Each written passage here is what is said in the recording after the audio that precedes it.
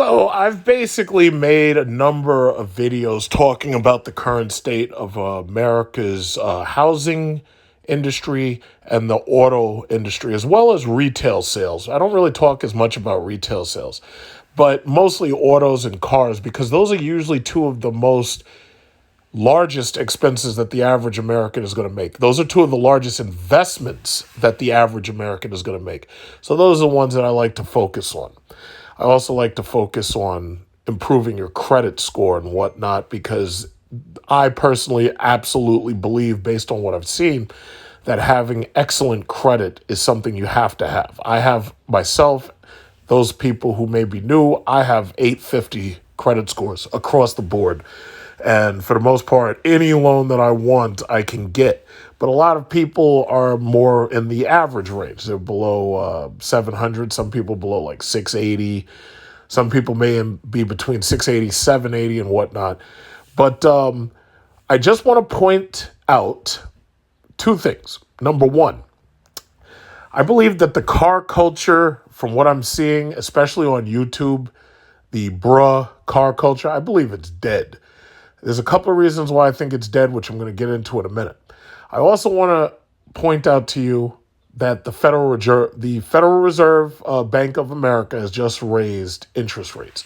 Now, for those of you who actually understand how this government works, the Federal Reserve is there to control the money supply, to control inflation. Ultimately, the Federal Reserve, since about 2001, when we had 9/11 terrorist attacks, they've been doing their best to keep interest rates low. Unfortunately, when they do that, what they end up doing is creating asset bubbles in everything, for the most part, the housing market, the auto loan market, the student loan market, so forth and so on. So as you can see, it says the Federal Reserve raises interest rates by 0.75, matching June's historic move. It says the Federal Reserve on Wednesday raised interest rates by 0.75 as the central bank attempts to avoid a deep recession. The decision to move by 0.75 matched the magnitude of the Fed's last move in June, which was its largest single meeting rate increase since 1994. I'm going to skip down a little. I don't want to bore you with this part. It says short-term borrowing rates are now between 2.25% and 2.50% compared to levels in 2019. So basically what this means, if you don't understand, is that it's costing you more to borrow money. It's just that simple. In the old days, a couple of months ago, you would have been able to get much, much cheaper interest rates on buying something on your credit card, taking out an auto loan, or even taking out a home loan.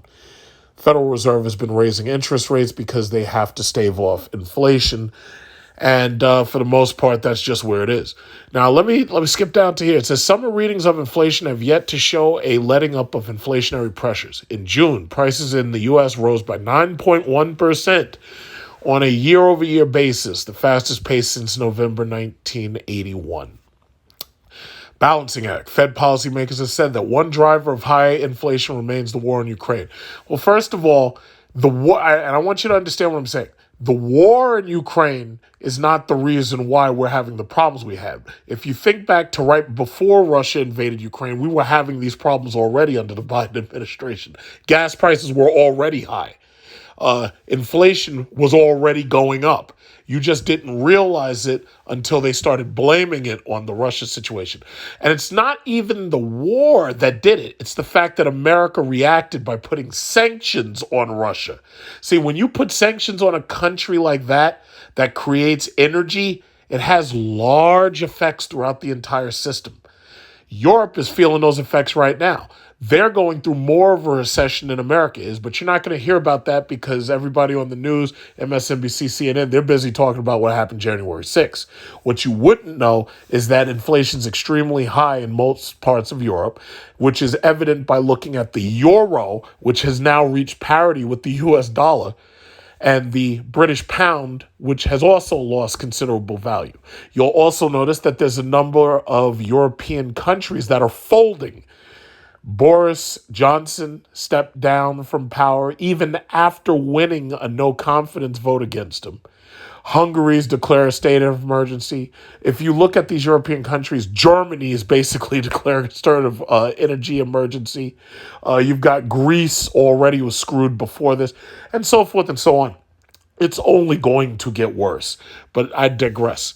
So it says a June reading on the labor market showed the unemployment rate at a relatively low 3%, and unemployment is going to rise. So God knows where you're going to be in September or October or November, but unemployment's going up. So good luck to you.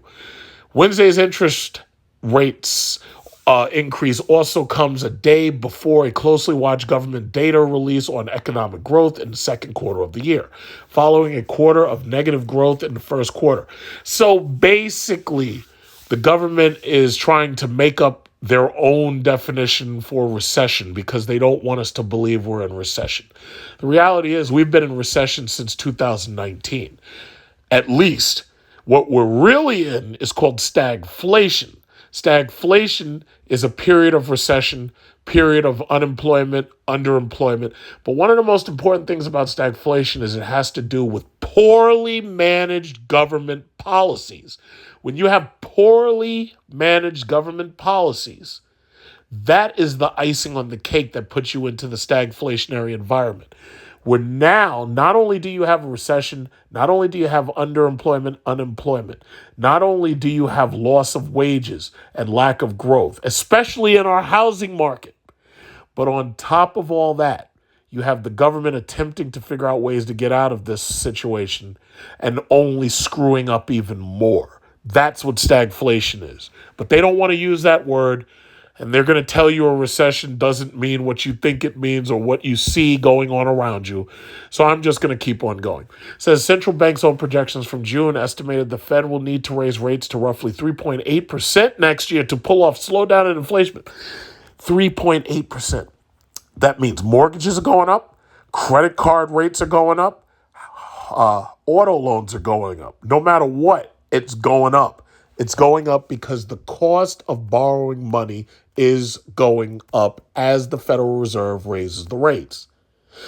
So I'm going to say it again before I go on. Whatever you don't have, good luck getting it. Because if you haven't already gotten it, all of you people who were lucky enough to do what I told you and get your refinances back when interest rates was only 3% or less, all of you people who I told to get yourself a decent economy car back when interest rates were super low, if you haven't gotten it already, good luck getting it in the future. The Fed's efforts to undo its pandemic-era stimulus also involves unwinding some of the assets that it purchased during 2020 and 2021. The Fed on Wednesday did not make any changes to a previously announced plan for the unwind, which will ramp up the pace of its asset roll-offs to about $95 billion per month starting in September. Okay, so that's the gist of this story. That's the main point of the story, the fact that the Federal Reserve did raise interest rates as promised by 0.75%. There's also the speculation that they're going to keep raising rates, as you saw in the story, by another full 100 basis points, which means they're going to raise it by 1% in total, and it's going to keep on going up. But the reason why, again, they have to do this is because the inflation that we're feeling on our money is they're trying to control it. They think that they can stave off the recession, which is basically already here or inevitable. But the other issue is the national debt has become so high that they're getting to the point where they won't be able to service the national debt. So that's just one part of the story. The other part of the story is what I wanted to talk about. This whole bruh car culture, I just watched a couple of YouTube videos. One thing you'll probably notice is most of your YouTubers who you subscribe to because they got cool cars, most of those cool cars have either been returned, broken down and can't be fixed, or you just don't see them driving them no more because they've probably been traded for something else, something cheaper, something more affordable. The bottom line, before I get into why I feel the bruh car culture is dead, is that rough times are coming and you need to cut your debt and you need to cut your liabilities because we're in a situation now where basically money is going to get more expensive. You're not going to be able to do the 0% interest and 1% finance. It's not happening no more. It's done. That's all done.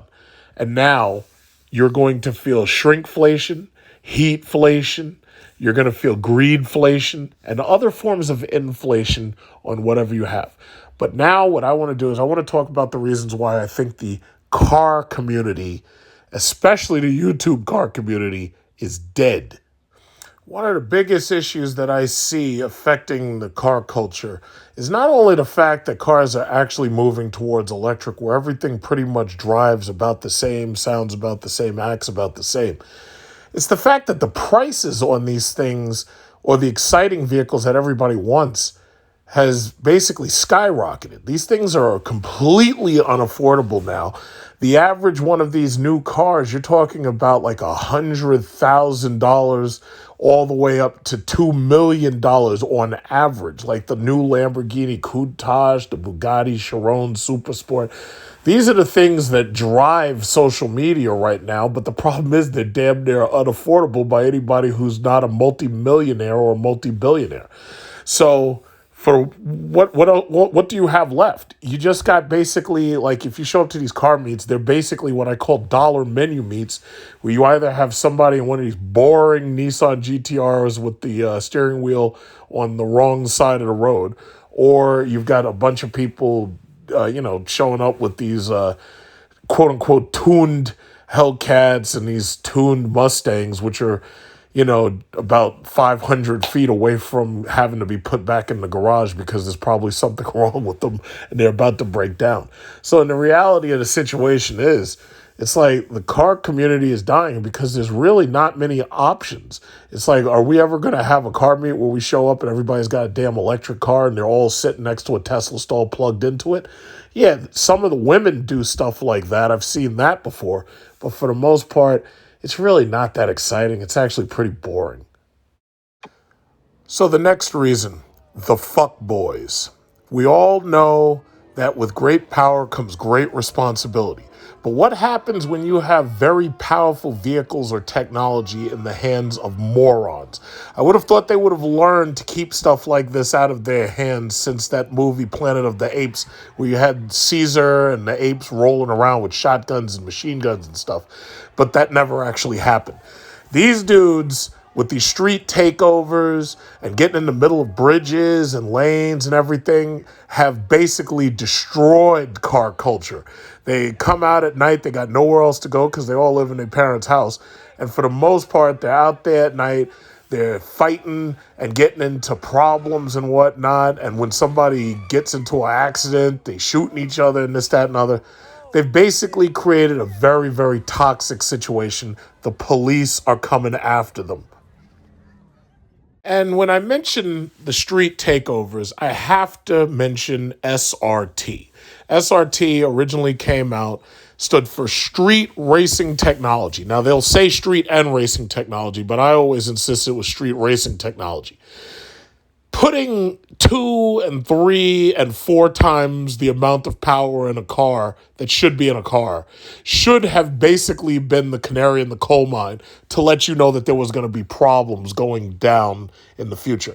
One of the things I realized being an SRT owner is those vehicles make you take more risks than you normally would take. Instead of just saying, oh, you know what, I'm going to stay in the middle lane and just coast. No, when you've got one of those vehicles, it basically says, you know what, let me pass all of these motherfuckers that are around me until I get to where I'm going, and let me leave them in a trail of smoke. That right there, changing your attitude, making it so that you're basically determined to be ultra competitive on the road at all times. That right there lets you know that there was going to be a problem. Here's the thing, though. SRT is dissolved for the most part. Only like a few of their cars even still say that on there. The brand equity is dead. They spun off SRT into its own brand, and then they gave up on that. And they could have had a bunch of cars that were super powerful, way better than these damn 4-cylinder Econoboxes, but they basically gave up on it, and they've started to scale all that back. As time goes on, because of gas prices, vehicles will no longer be able to have this ancient technology. You won't be able to have these iron block engines with superchargers and all that stuff in it. So the reality is, with government passing laws against excessive noise and with government passing laws against these cars in different ways in order to basically force people to move towards electric vehicles or towards quieter transportation, SRT products are pretty much dead. They haven't released anything new since the Charger and the Challenger. They had the Ram TRX, but for the most part, they're on their way out. They're claiming that the next things are going to be a bunch of hybrids. Right now, the interest is tepid. Most people really don't want that. They want something that nobody else has or can afford. Problem is, they can't either. And when I say can't afford, let's point to just one of the main reasons why everything is so unaffordable: gas prices. When a lot of these dudes went out and bought these cars, they got these cars during 2019, 2020, 2021, especially during the pandemic. You see, when the pandemic started, Chrysler had a lot of these vehicles on the lot. And they came up with these power dollars. If you come in, we give you basically $7,000 off. I think it was like $100 per horsepower, whatever it was. But it came out to basically they were marking these things off between $7,000 and $10,000. And dudes had just gotten their stimulus welfare checks and they ran on down to Chrysler because they either wanted to get a Scat Pack or they were trying to buy themselves a Hellcat or whatever it was. SRT product, whatever it was, they had to get themselves an SRT product. But that was when gas was less than $2 per gallon premium. What they had no idea of was that gas was going to shoot up damn near 3 times to the point where we were literally seeing gas prices at $6, $7, $8, $9, $10 in some parts of California. They never imagined that that was going to happen. Now, I realized that we were going to have issues when I saw gasoline go negative, but that was all because of the pandemic causing people to be forced to stay at home and not go to work, and therefore the speculation on oil was down, which is the reason why I took my money, and rather than run out and try to buy some flashy vehicle, I took my money and bought oil stocks, dividend-paying oil stocks. But these dudes ran out and bought the biggest, fastest gas guzzler they could get. Sure enough, once 2022 hit, gas prices skyrocketed. And it wasn't because of Russia versus Ukraine. No. Actually, it was really because when the Biden administration got in, they actually passed executive orders that set themselves up for this down the road so that when we got into the issue with Russia, like you're seeing now, gasoline sanctions, oil sanctions, natural gas sanctions, all of it came together in a perfect storm. Now you have a situation where Europe's about to freeze their asses off this winter after they finish melting their asses off this summer. Russia, Vladimir Putin's not playing that shit. He said, Nord Stream, I'm cutting y'all off. And the Europeans have no recourse except to count on America, which is why American gas stock is going up. But I digress. The simple fact is these people bought things that they couldn't afford, and gasoline just happened to be one of the things that has bit them in the ass. And many of these buyers have taken those vehicles back. It's one thing to say, oh, yeah, well, if you're rich, you don't have to worry about gas prices. That's because rich people have so much money that they could literally afford the vehicle, financing, leasing, whatever it is, plus all of the maintenance for whatever that is. These dudes could barely afford the financing monthly payment. Then the car insurance made it even more unaffordable. But they figured, hey, if I can just get that car insurance and I can just get that monthly payment, I'm good. They never imagined that their gasoline budget would be 3 times what it was when they first purchased this car. There's an old saying, I don't know who came up with this, but they say that you can sleep in a car but you can't drag race a house. There are some people out here who are willing to, I guess the best way to say it is, drive around in their wealth. And the reality is they could live in mom's basement. They could live in dad's attic. But they've got a Lexus and they rolling around in a Lexus. They got an Acura. They living in their parents' attic.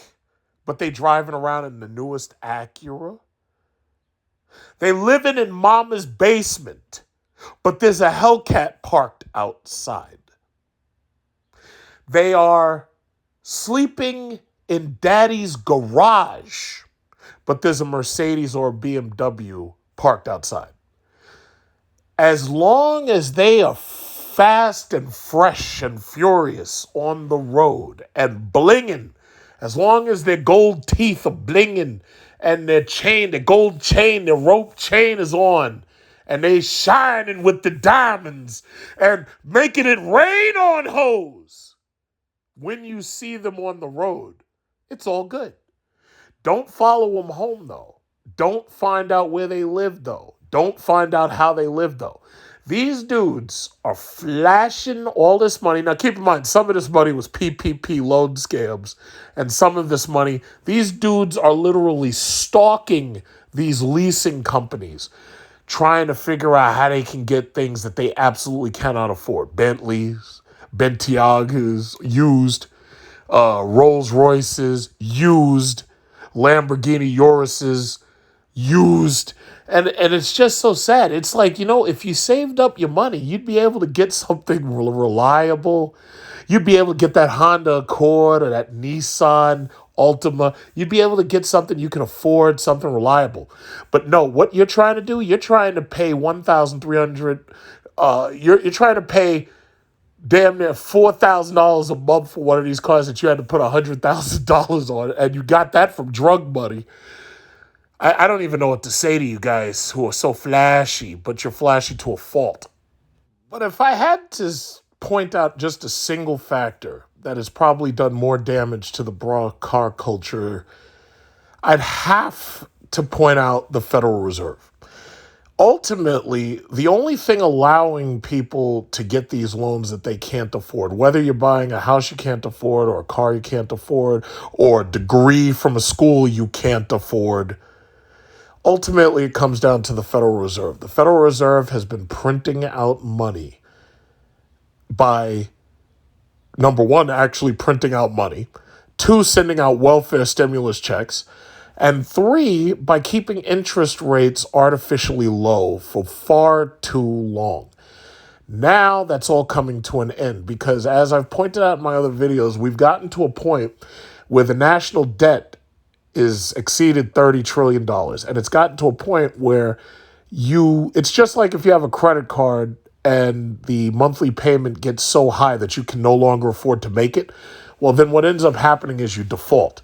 Well, we've reached a point where the national debt is so high that they have to keep the interest rates high enough to stave off inflation, but low enough so that the national debt doesn't become unpayable. And that's ultimately where we are. Now, if you try to walk into a car dealership, if you try to walk into a home loan brokerage right now, you're going to be faced with a 5% interest rate. Now, all of these people who you knew who were flashing and styling and profiling, and they getting these brand new cars because they got leases of 1% or less, those days have basically come to an end.